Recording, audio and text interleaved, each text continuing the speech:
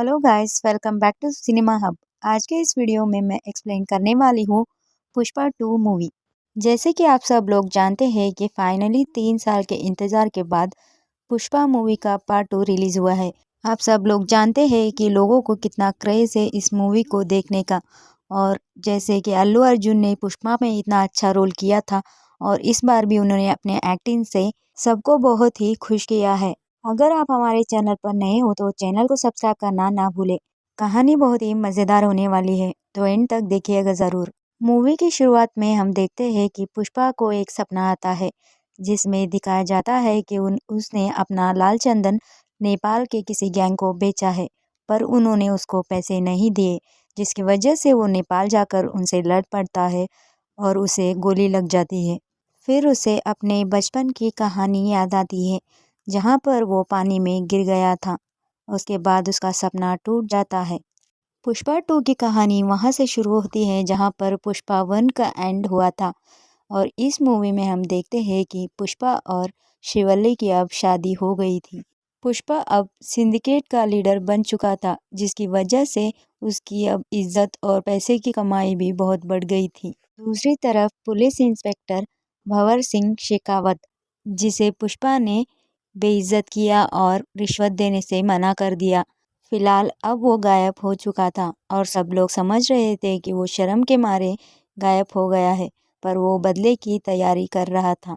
फिर एक दिन इंस्पेक्टर जो है भेस बदल कर मजदूर बनकर वहाँ पर जाता है जहाँ पर पुष्पा का काम चल रहा था। लाल चंदन की कटाई चल रही थी और पूरा माल आने के बाद इंस्पेक्टर जो है पुलिस को बुला लेता है और सारे मजदूरों को गिरफ्तार कर लेता है। और ये बात जब पुष्पा को पता चलती है तो वो शेखावत के गैर हाजिरी में पुलिस स्टेशन जाकर पैसे देकर पुलिस वालों को खरीद लेता है और अपने मजदूरों को छुड़वा लेता है और माल भी वापस लाता है। फिर एक दिन एमएलए सिद्धप्पा नायडू, जो कि सिंडिकेट से मिला हुआ था, पुष्पा को आंध्र प्रदेश के सीएम से मिलाने ले जाता है, और जाते वक्त शिवल्ली उसे कहती है कि सीएम के साथ एक फ़ोटो खिंचवा लेना, पर सीएम जो है फ़ोटो खिंचवाने से मना कर देता है क्योंकि पुष्पा एक स्मगलर था, जिसे पुष्पा को बहुत ही गुस्सा आता है क्योंकि उसने शिवल्ली का इच्छा पूरा नहीं किया। उसके बाद पुष्पा जो है सिद्धप्पा को पूछता है, अगर तुम सीएम होते क्या तुम फ़ोटो खिंचवाते, जिसके लिए वो हाँ बोल देता है। और तब पुष्पा सोच लेता है कि वो सिद्धप्पा को ही अब सीएम बनाएगा ताकि वो फ़ोटो ला सके। पर सीएम बनाने के लिए बहुत सारे पैसे चाहिए थे, जिसके लिए पुष्पा जो है एमएलए सिद्धप्पा को दिल्ली भेजता है, सेंट्रल मिनिस्टर प्रताप रेड्डी के वहाँ, ताकि वो उसे 500 करोड़ दे दे और वो उसका काम हो जाए, जिसके लिए प्रताप रेड्डी भी हाँ बोल देता है। पुष्पा को पैसों की ज़रूरत थी, जिसकी वजह से वो अपना माल विदेशों में भी सेल करने लगा था। इसीलिए वो मालदीव जाता है और हामिद से मिलता है और उसे 2000 टन लाल चंदन जो है वो 5000 करोड़ में बेचने की डील करता है। और अब पुष्पा का टारगेट हुआ था कि वो सारा माल जमा कर ले, जिसके बाद वो सभी लाल चंदन के डीलरों से मिलता है और बहुत सारा चंदन कटवा लेता है और वो अपने गांव चित्तौड़ में जमा कर देता है। दूसरी तरफ सिंडिकेट का एक पुराना लीडर था सीनू, और उसकी वाइफ थी दक्षा, जो समझ जाते हैं कि पुष्पा कोई बड़ा काम करने वाला है, जिसके बाद उसमें टांग अड़ाने के लिए वो इंस्पेक्टर से हाथ मिला लेते हैं। इन सब को पुष्पा से अपना बदला लेना था। फिर दक्षा जो है इंस्पेक्टर से कहती है कि बिच्चा रेड्डी, जो कि सिंडिकेट का एक मेंबर है, दक्षा को पता था कि वो कहाँ से माल सप्लाई करता है, जिसके बाद वो इंस्पेक्टर को बता देती है और वो कहती है कि वहाँ पर जाए और उसका माल जब्त कर ले, जिसकी वजह से सिंडिकेट के सारे मेंबर पुलिस से डरने लगेंगे और मौका मिलते ही सीनू सबको अपने हथेली में ले लेगा। जिसके बाद इंस्पेक्टर शेखावत जो है बिच्चा का माल पकड़ लेता है और उसे जला देता है और उसे पुल से नीचे गिराकर मार देता है, जिसके बाद सीनू और दक्षा कहते हैं कि हमने तो बस डराने के लिए कहा था, पर तुमने तो उसे मार ही दिया। जिसके बाद इंस्पेक्टर कहता है कि डराने से कुछ ज़्यादा फ़ायदा नहीं था। बिच्चा को मारने की वजह से अब सिंडिकेट के सारे मेंबर उससे डरने लगेंगे और फिर ऐसा ही होता है।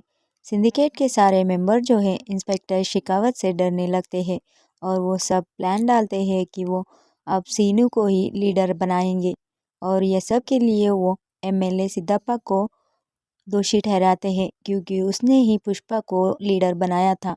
वो सब लोग सोचते हैं कि पुष्पा और शिकावत के दुश्मनी में सबकी जान नहीं जाए, इसीलिए सीनू को ही लीडर बनाया जाए। एमएलए जो है वो सारा मामला सुलटाने के लिए जाकर इंस्पेक्टर से मिलता है और पैसे देने की बात भी करता है, पर इंस्पेक्टर नहीं मान रहा था और वो कहता है कि अगर पुष्पा ने उसको सॉरी बोल दिया तो वो मान जाएगा।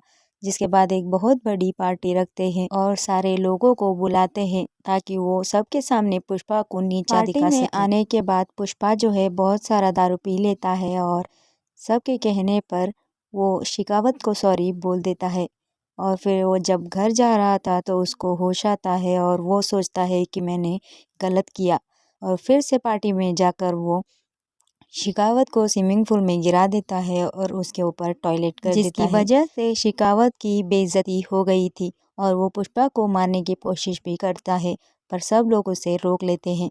जिसके बाद शिकावत कहता है कि अब मैं तुझे नहीं मारूंगा बल्कि तेरा सारा माल जब्त करके तुझे कंगाल जिस कर पर दूंगा। पुष्पराज बोलता है कि अगले सोमवार को उसका 2000 टन का माल चेन्नई जाने वाला है।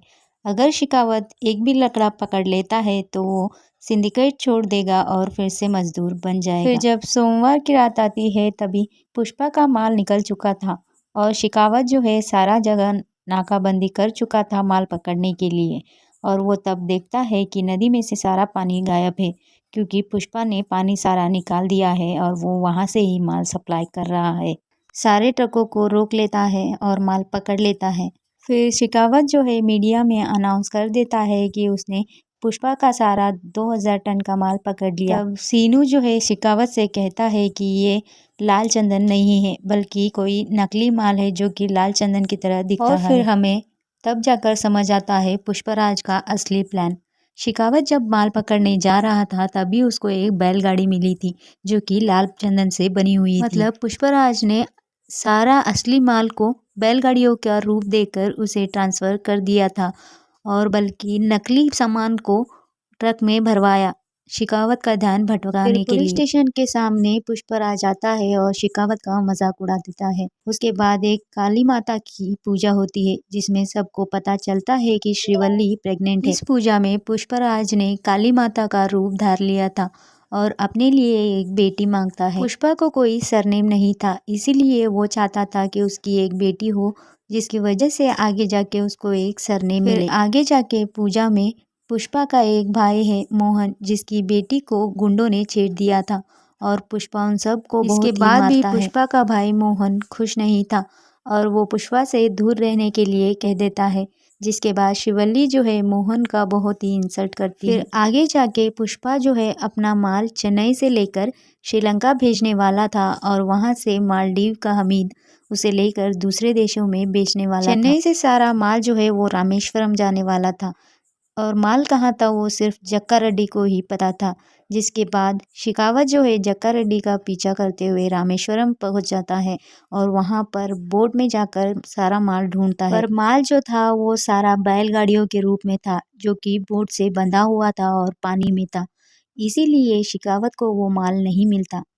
जिसके बाद पुष्पा के आदमी लोग बॉर्डर क्रॉस कर लेते हैं और माल लेकर श्रीलंका पहुंच जाते हैं और मालदीव्स का हमीद जो है पुष्पा को कुछ दिनों के बाद 5000 करोड़ रुपए दे देता है। पुष्पा जो है 500 करोड़ रुपए सेंट्रल मिनिस्टर प्रताप रेड्डी को भेजता है ताकि वो सिद्धप्पा नायडू को सीएम बना सके। नायडू जो है सीएम बनने के बाद तुरंत ही पुष्पा के घर जाता है और उसके परिवार के साथ फोटो खिंचवा लेता है। और दूसरी तरफ शिकावत जो है बहुत ही टेंशन में था कि सबको पता चल जाएगा कि उसने जो माल पकड़ा है वो नकली है और उसकी बहुत बेइज्जती होगी।